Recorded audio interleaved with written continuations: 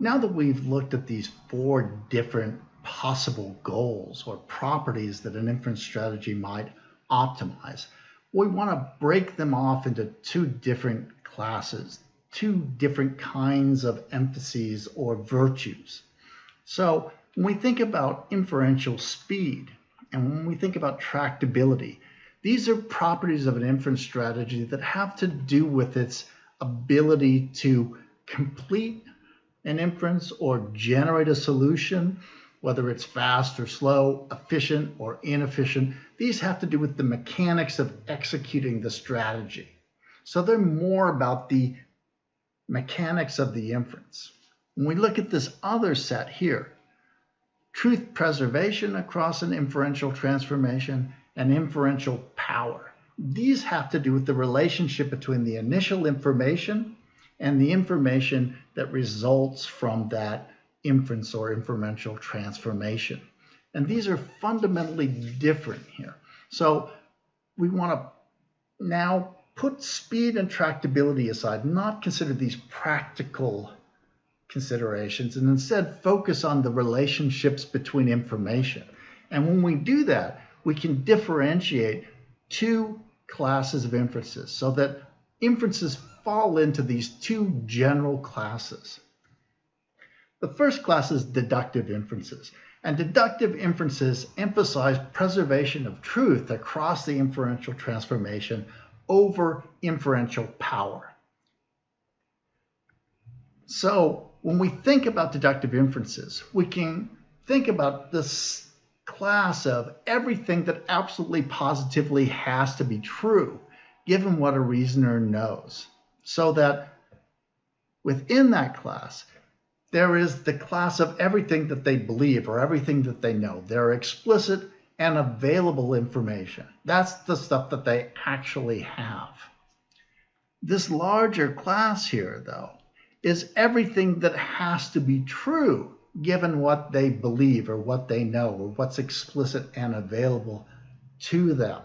So this is a larger class. It includes everything that has to be true, whereas this is just the truths that the reasoner has explicitly and available. So when we perform a deductive inference, the psychological process that transforms that initial information, it tries to transform it in a way that makes explicit other things that have to be true given that initial stuff that the reasoner knows. So it doesn't go beyond what has to be true given what the reasoner knew already. Instead, its virtue, its benefit is that it takes what isn't explicitly represented, what the reasoner doesn't believe or doesn't know, what isn't explicitly true for the reasoner prior to the inference. And as a result of that inferential transformation, it makes that information explicit and available. It reveals other things that have to be true given what the reasoner knew initially. So it's considered to be a non-amplitive inference strategy. And so some people think, well, it's non-amplitive, so it's not a very interesting strategy because it doesn't tell you anything that isn't already guaranteed to be true.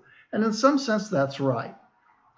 But in an important sense, it's really inaccurate because deductive inferences have a tremendous value precisely because they help us to understand what else we can believe given what we already know, without taking any risk at all. So they're non-amplitive. They don't go beyond what has to be true already, but they are useful inferences because they show us what else has to be true given what we originally believed. The other class of inferences, inductive inferences, it makes the opposite trade-off here. So inductive inferences are going to give up a little bit of that guarantee of truth in the inferential transformation in order to generate an inferential transformation with greater inferential power. So we can think about inductive inferences, again, in terms of the class of things given what the reasoner originally knows. So in this case, we've got this class of things, everything that has to be highly likely to be true, given what the reasoner knows. So everything that's very likely, given what they know, not guaranteed to be true, just highly probable, very likely to be true, given what they know. And that will include some things that turn out to be false. Now within that group, we also have this smaller set. That was the set of things that have to be true, given what the reasoner knows. So this distinction here goes from absolutely guaranteed to be true, given what the reasoner knows, to likely to be true, given what the reasoner knows. So there's a trade-off of guarantee of truth between these two classes. Again, within that class of things that are true, we have what the reasoner believes or knows, what's explicit and available for them at that time. Our deductive inferential transformation doesn't go beyond that circle. It transforms the initial information to render things that also have to be true, given what the reasoner knows, revealing things that have to be true, given what they know, that weren't available to them prior to that inferential transformation. Inductive inferences give up a little bit of that guarantee of truth in order to get inferential power.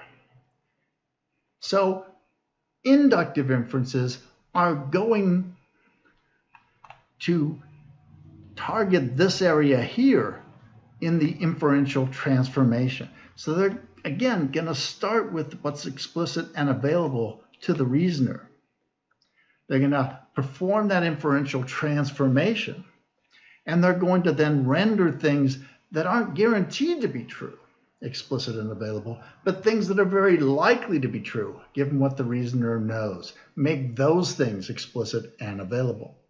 So inductive inferences trade off a little bit of that guarantee of truth in order to leverage some inferential power so that they can go beyond what has to be true. Now, because they go beyond what has to be true, given what the reasoner knows, they're called amplitive inferences. They expand the scope of things the reasoner believes.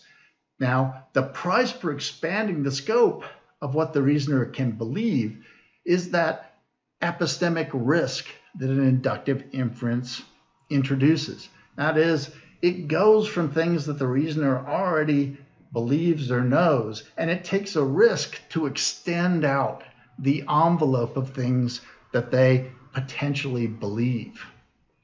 So inductive inferences trade off a little bit of the guarantee of truth, leveraging it to get inferential power. Deductive inferences give up inferential power in order to get that guarantee of truth preservation across the inferential transformation. As a result, deductive truths don't generate a bunch of epistemic risk. The things that you generate with a deductive inference, they're just as likely as the things that you started with. The things that you generate with an inductive inference, they introduce a little risk because they're only likely to be true given what you know. They're less likely than what you started with, and hence the epistemic risk is introduced. So now we've completed our task of characterizing inferences and better understanding what goes into inferences given our characterization and the sorts of goals that we might associate with good and bad inferences. In the next lecture module, we're going to switch gears a little bit, and we're going to start to look at the things that shape our native inferential capacities.